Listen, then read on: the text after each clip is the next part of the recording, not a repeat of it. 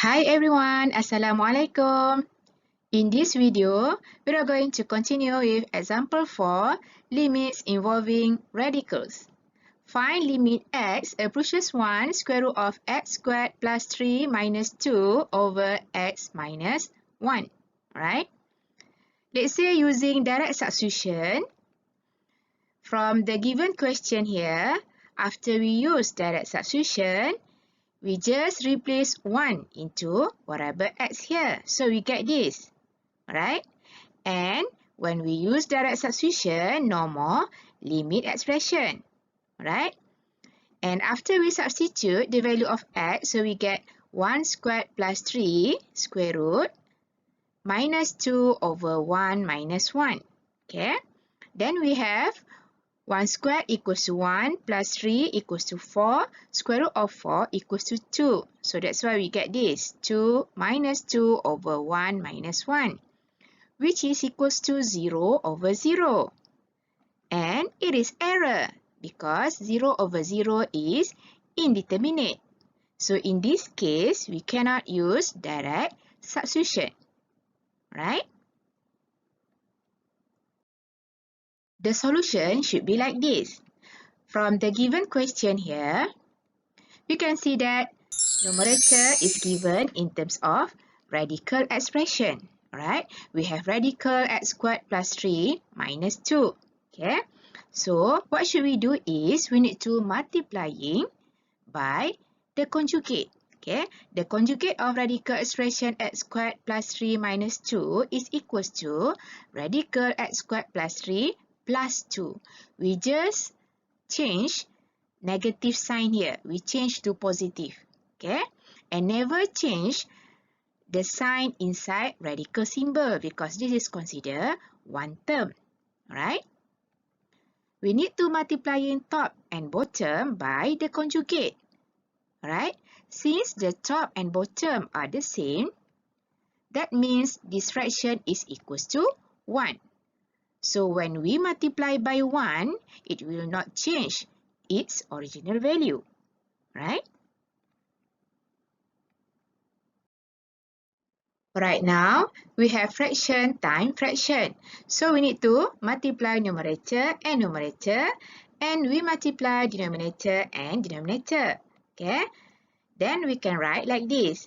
We just put 2 brackets. Okay? It means we multiply. Alright? And now, look at the numerator here. Okay? From here, we have conjugate each other.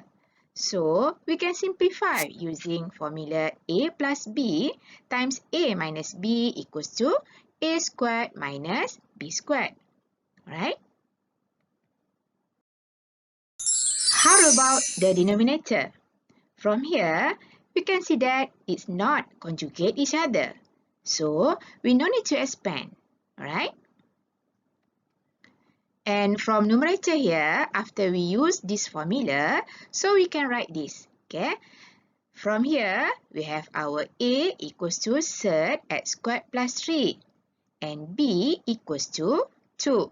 So using this formula, A squared minus B squared, so we can write bracket third x squared plus 3 squared, in between is minus and then 2 squared. Alright?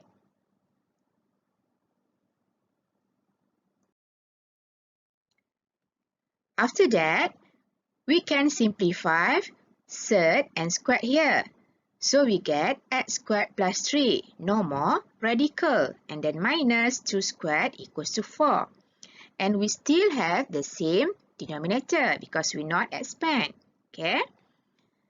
Then we can simplify numerator here. So we get x squared plus 3 minus 4. 3 minus 4 equals to negative 1. So we have numerator now equals to x squared minus 1. Right? Right, look at numerator here, x squared minus 1 and x minus 1 here. Can we simplify this?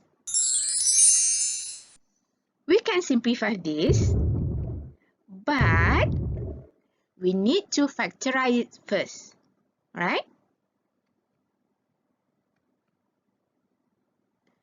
Right, we factorize this quadratic expression, so we get x plus 1 times x minus 1, right? From the previous slide, we get this, right? So from here, we have same factor, which is x minus 1 in numerator and x minus 1 in denominator. So we can simplify, right? After we simplify, we get this. Limit x approaches 1, x plus 1 in numerator, and set x squared plus 3 plus 2 in denominator, right? After that, after we simplify, we need to substitute the value of x into variable x here. So we just plugging 1 into variable x. Then we get 1 plus 1 over square root of 1 squared plus 3 plus 2. And remember, after direct substitution, no more limit expression. That's why we doesn't have limit here. Alright? Right, after that, 1 plus 1 equals to 2. And square root of 1 squared plus 3 means square root of 4, which is equals to 2. And then plus 2 here. So we get 2 over 4. Then we simplify, so we get equals to 1 over 2 or half. So this is the final answer. Alright? We recall back, when we use direct substitution, the answer equals to 0 over 0, which is error. So what should we do is we need to multiplying by the conjugate. And after we multiplying by the conjugate, we can simplify the radical expression. Okay? And then we can use direct substitution to solve the limits. Alright? That's why we get the answer half here. Right? Got it? Coming up next, number 4, evaluating limits of trigonometric functions using squeezing theorems. If you like this video, you can subscribe. Thank you for watching. Stay tuned. Bye. Assalamualaikum.